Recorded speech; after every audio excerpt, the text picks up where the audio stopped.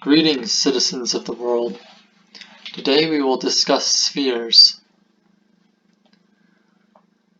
In the top left, you'll see I have drawn already an image of a sphere inside of a cylinder. And I think it's important for us as we continuously delve deeper into three-dimensional geometry to get a handle on how to draw these shapes well and represent them on paper for ourselves so that we can work with them and imagine them. To draw a sphere, the easiest thing to do is to draw a circle and then to draw an ellipse. And the ellipse should have its two endpoints on the diameters of along the diameter line of your circle. And then that clearly represents for yourself a sphere. We will have two facts about the sphere that are simply given to us. These two facts were discovered by Archimedes, the famous mathematician who lived around the 250s BC, and he discovered the formula for the volume of a sphere and the formula for the surface area of a sphere. He considered finding the volume of a sphere one of his greatest accomplishments. So the formula for the volume of a sphere is 4 pi r cubed over 3. And the formula for the surface area of a sphere is 4 pi r squared.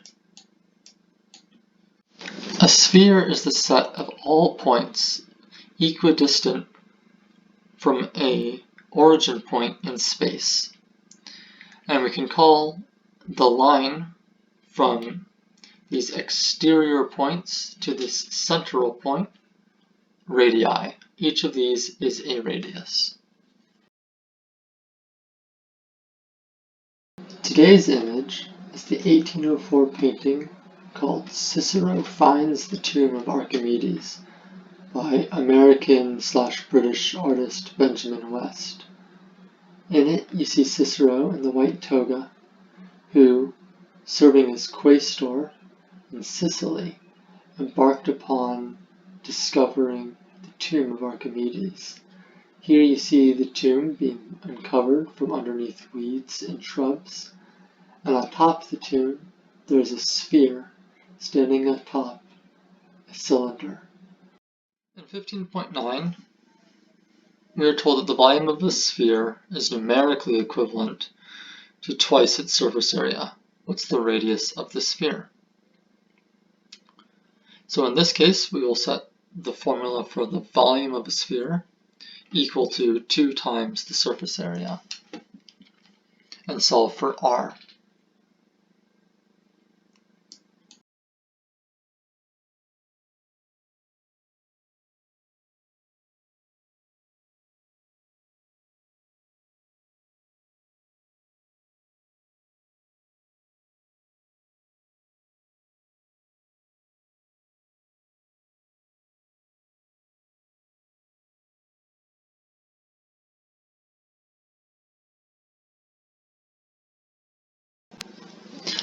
If I can remove my pi r squared from the side by dividing by pi r squared, and so I bring it over to the left side,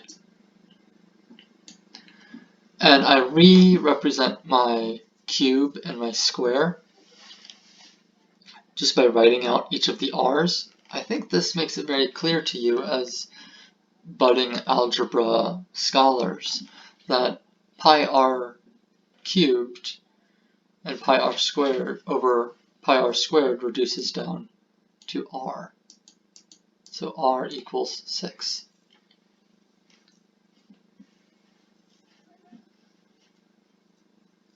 In this problem, we will show that if a circle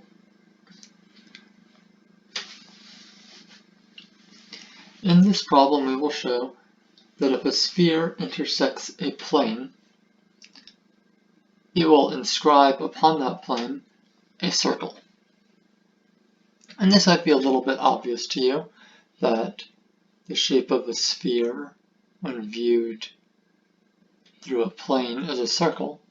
Part of the reason that's obvious is that when we draw a sphere, we always draw it as a circle on a two-dimensional surface. Nonetheless, we're going to show it a little more in depth. First, we will cut a plane through our sphere, and you see I've cut this plane at x, and I have a triangle OXA. What type of triangle is it? Well, it's a right triangle. Well, how do we know that? In the problem, it says x is the foot of a perpendicular segment from O. And since O to x is perpendicular to that plane that's intersecting our sphere, we know that OXA is a right angle. Find XA in terms of OA and OX. So if I wanted to find XA, I notice that's one leg of a right triangle. So XA equals the square root of my hypotenuse squared plus XO squared. The interesting thing to realize is that OA is something else as well. It's not just a side and it's not just a hypotenuse of a right triangle. It's also the radius of our circle. It's also the radius of our sphere. And what this shows is that for any point along this plane, any of these points, OX to any point on the plane, is a right triangle with a hypotenuse length of this radius. And a leg length of XA. And so if you have a shape on a plane that always has the radius length of XA and X remains the same, then we'll be able to create a circle. If I was to rotate triangle OXA along vertex X, XA would form all of the radiuses, all of the radii of that circle. Alright, let's work on problem 15.11. A plane cuts through a 26 centimeter diameter sphere, but the closest it gets to the center is 5 centimeters. What is the area of the intersection of the sphere and the plane? So the intersection of the sphere and the plane, as we saw in the last problem, is a circular shape. And we're going to try to find the area of that circle. So first we need to draw our sphere and label its 26 centimeter diameter. Then we need our plane, which intersects our sphere, but only comes at its closest 5 centimeters away from the center of our sphere. And so then we need to find the area of the circle that is on this white plane that I've drawn. And so imagine that this line is the side view of our plane. And its distance from the center is 5 centimeters. And the origin of our inscribed circle is right here at point A. We'll call point O the center here. And I'll have a line from the origin of our sphere to the exterior point. So if I can, and I'll call that point X. If I can find AX, this will be the radius of our circle. What is the length of OX? It's half of 26. 13. And so now I can use the Pythagorean theorem to find r.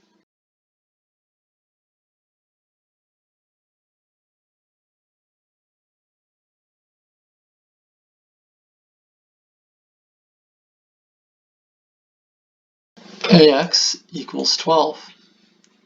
And now that I have a radius of 12, I can find the area of circle A.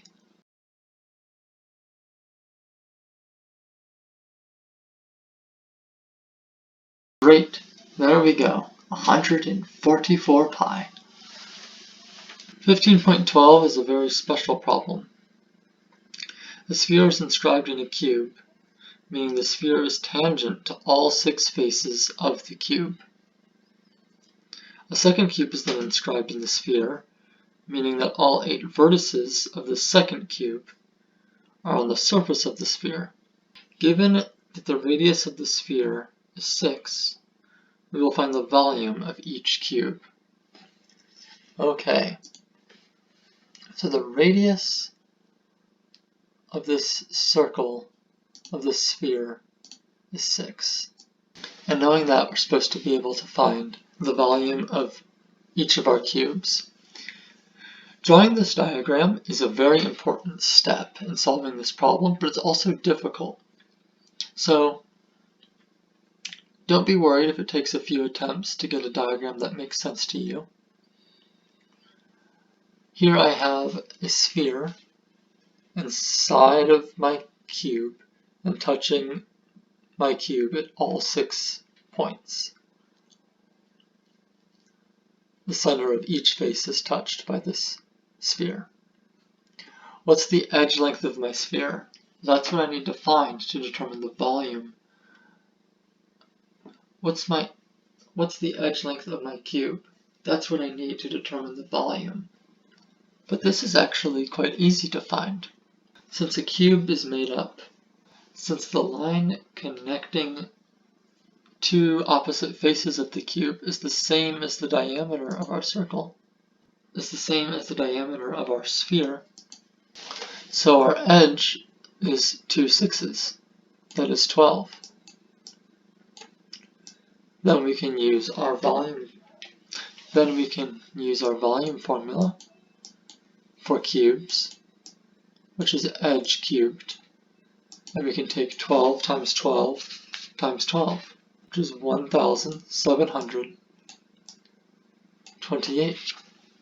Which is 1,728. What will we do about our cube that's inside the sphere? I think this is even harder to draw. And so I have a different diagram for us to look at before we return to this particular page. So here you see I've created a cube inside of a sphere in the software program called Blender. And we're going to use this image to help us think through how to find the edge length of this cube, knowing the radius of our sphere. So I want the edge length for this cube. I have all 8 vertices of the cube touching the sphere.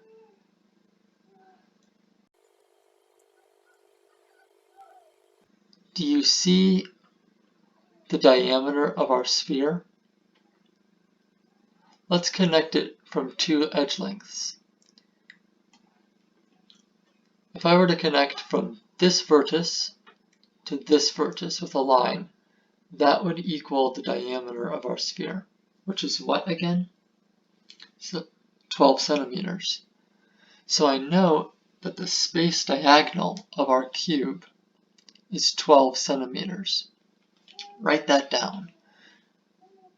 Write down. The space diagonal of our cube is 12 centimeters. We'll use that fact to find the edge lengths of our cube. So we just said that the space diagonal of our cube is 12. And we're going to use this fact to find the edge length of our cube that's in our sphere. What's the formula for the space diagonal of a cube? It equals s root 3. So we know that s root 3 equals 12.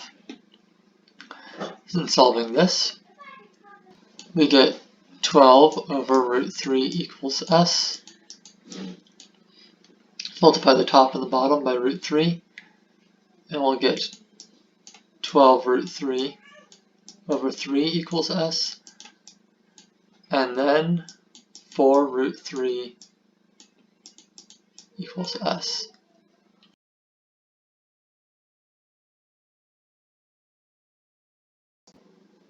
(64) times 3 times root 3 equals 192 root 3. And there we have solved our 4 problems having to do with spheres, and we are prepared to work on our homework problems. Thank you, everybody. You have an absolutely wonderful day.